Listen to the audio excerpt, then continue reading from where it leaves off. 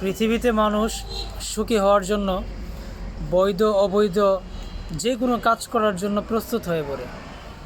তো সুখের নেশায় সে জীবনে অনেক কিছুই করে, অনেক কিছুই করতে চায়, কিন্তু একটা সময় আসলে পৃথিবী ছেড়ে কিন্তু তাকে চলেই যেতে হয়। এখানে কিন্তু সুখে থাকার কোনো স্থান না, কারণ মৃত্যুর মাধ্যমে আমাদের সব কিছুই একদম বিলীন হয়ে যাবে।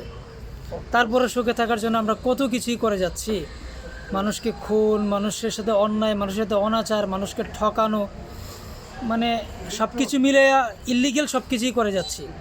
মানুষ সুখী হওয়ার জন্য সবচেয়ে বেশি ইল্লিগেল কিছুই করে থাকে পৃথিবীর জগতে, বাট সেটা কিন্তু মূল মন্ত্র না। পৃথিবীর জগৎ থেকে আমরা ত্যাগ করে দিব আমাদের জীবনটা, পরকালের জীবনটা হচ্ছে পূর্ণ চিরস্থায়ী জীবন।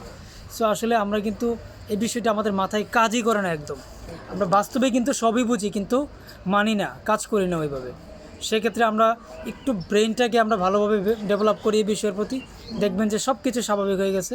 আপনি যে অবস্থায় আছেন সেই অবস্থায় আপনি ভালো থাকবেন, আলহামদুলিল্লাহ।